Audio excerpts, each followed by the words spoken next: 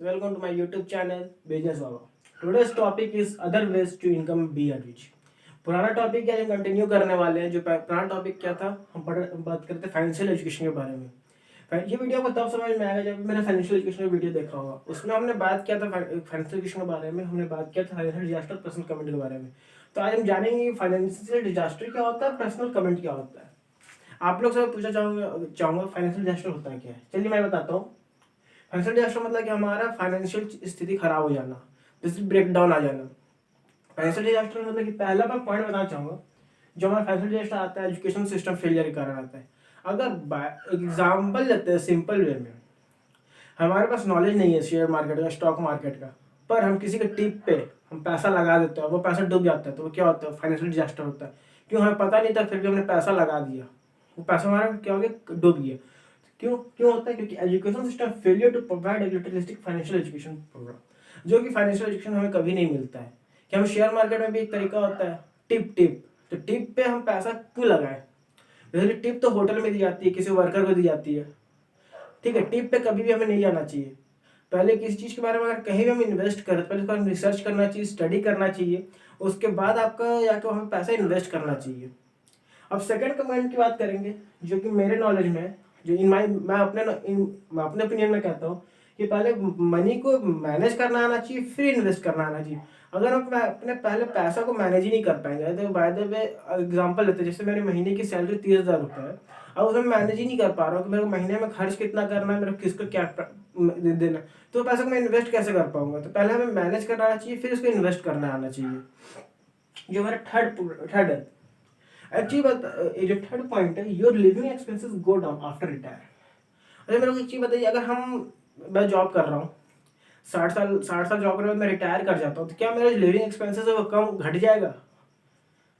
नहीं घटेगा। मैं रहूँगा वही सोसाइटी में, खर्चा और ऊपर से खर्चा मेरा बढ़ जाएगा। तो क्या होगा, खर्चा बढ़ेगा पर मेरे पास मेरा इनकम आना, जो इनकम आ रहा है उससे इनकम आना कम हो जाएगा। अगर हम इस समय फाइनेंशियल इन्वेस्टमेंट करना शुरू करते हैं धीरे धीरे करके, तब जाकर क्या होगा कि हम रिटायरमेंट के बाद भी एक अच्छी लाइफ सर्वाइव कर सकते हैं। इस जो पॉइंट आता है फाइनेंशियल डिजास्टर में आता है। बेसिकली फाइनेंशियल डिजास्टर में हमें होता है कि हमें पहले बात क्या आना चाहिए कि पैसा लर्निंग करना चाहिए कि मनी को मैनेज कैसे करते हैं, इन्वेस्ट कैसे करते हैं, इसके प्रॉपर इसका पढ़ के उसके बाद किसी इन्वेस्ट करना चाहिए।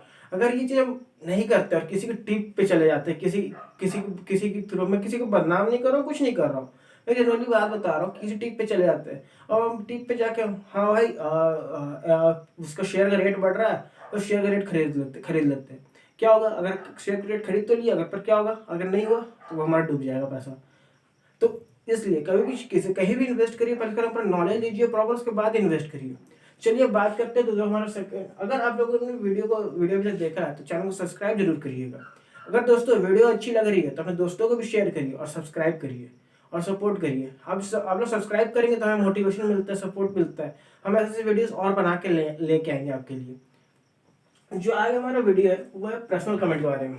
पर्सनल कमेंट सबसे पहला मैं इसमें वर्ड लगाना चाहूँगा रिस्की स्टेटमेंट। रिस्की स्टेटमेंट होता है क्या, हम एक कमेंट लेते हैं पर्सनल कमेंट, उसमें स्टेटमेंट रिस्क होता है, तो बहुत ज़्यादा रिस्क भी, उसमें रिस्क भी होता है। बेसिकली हम mutual funds, SIP, PPF, RD, इस सब के बारे में आपने सुना होगा, अपने पेरेंट्स से सुना होगा। और जब से जॉब लगती है तो आपके पेरेंट्स कहते हैं कि RD करा लो, PF करा लो, सेविंग्स कर लो, म्यूचुअल फंड्स ले लो। बेसिकली म्यूचुअल फंड्स जो होता है, मैं मानता हूँ बहुत अच्छा, अगर मेरे पास फाइनेंशियल एजुकेशन नहीं भी है तो म्यूचुअल फंड्स बहुत अच्छा तरीका है एक लॉन्ग टर्म इन्वेस्ट करने के लिए। क्यों, हमें पता है हम जिस कंपनी में म्यूचुअल फंड्स ले रहे हैं, SIP में ले रहे हैं, म्यूचुअल फंड्स में होता है क्या, बेसिकली SIP, जैसे मैंने किसी कंपनी का SIP लिया तो वो कंपनी क्या करती है, मेरे पैसे को लेकर डिफरेंट डिफरेंट कंपनीज में इन्वेस्ट करती है। वो एनालाइज करती है मार्केट की शेयर कब घट रहा है कब बढ़ रहा है। अगर हम लॉन्ग टर्म के लिए इन्वेस्ट करें तो हमें एक अच्छा प्रॉफिट मिल जाता है SIP से। क्योंकि वो होता, और हमें ऐसा नहीं है कि आज हमने SIP लिया 2 महीने में उस SIP को बेच दे, नहीं, वो SIP को लॉन्ग टर्म रखना है, कंटिन्यूस आपको लंबा चलाना है। ऐसा करने से ही आपको आपको प्रॉफिट मिलेगा। अब बहुत अच्छा है, मैं बताना चाहूँगा, अगर इसमें मैं एक चीज़ लेकर आऊँगा, अगर अगर ज़्यादा रिस्क स्टेटमेंट जाना है, वो ज़्यादा नॉलेज है, अच्छा नॉलेज है, तो सबसे अच्छा प्रॉफिट देता है वो आपको देता है शेयर मार्केट। शेयर मार्केट में क्या होता है, आप इंट्राडे मत करिए। अच्छी सी कंपनी का जब मार्केट डाउन जाता है ना, तो एक बार एनालाइज कर लीजिए मार्केट। जैसे अब बीच में लॉकडाउन हुआ था अभी, तो सारी कंपनियों का शेयर नीचे चला गया था। ठीक है, तो अगर शेयर गया तो आप लॉन्ग टर्म के लिए शेयर वहाँ से परचेस करके वो अच्छी कंपनी का एमएनसीज का वो शेयर आप परचेस करके अपने पास रख लीजिए। उस रखने के बाद क्या देखिए, जब 4 साल 5 साल जब अच्छा प्राइस मिल रहा है तो आप सेल आउट कर दीजिए, तो एक अच्छा इनकम आ जाएगा आपका। वो क्या होगा, आपका पैसिव इनकम होगा बेसिकली। और सबसे अच्छा है, अगर मेरे ओपिनियन में देखा जाए तो अगर आप पर्सनल कमेंट लेना चाहते हैं अपने आप में, तो खुद का बिजनेस बिल्ड करने में ध्यान दीजिए। अगर खुद का बिजनेस बिल्ड करेंगे तो building your own business is the best way to become rich. अगर आप खुद का बिजनेस खुद बिल्ड करेंगे तो आप खुद रिच बनेंगे, ना कि आप दूसरे को रिच बनाएंगे। जॉब अगर मैं बात करूँ, अगर मैं किसी अंदर काम कर रहा हूँ आज के टाइम पे, तो क्या होगा, मैं अगले आदमी को अमीर बना रहा हूँ, मैं अपने लिए थोड़ी काम कर रहा हूँ, मैं तो उसके लिए काम कर रहा हूँ। अगर after you build your own business, अगर आप खुद का बिजनेस बनाते हैं and you have a strong cash flow, अगर आप खुद का बिजनेस बनाते हैं तो आपको एक बहुत अच्छा खासा स्ट्रॉन्ग कैश फ्लो होगा। अगर पैसा आते जाते रहेगा, आपको पैसे के लिए किसी वजह से आपको जाना नहीं पड़ेगा। अगर दोस्तों वीडियो अच्छी लगी हो तो वीडियो को लाइक करें, शेयर करें और चैनल को सब्सक्राइब करें और अपने दोस्तों को भी शेयर करें। और अपना फीडबैक जरूर बताएं हमें कमेंट में कि हमें और क्या इंप्रूवमेंट की ज़रूरत है। Thank you and have a nice day.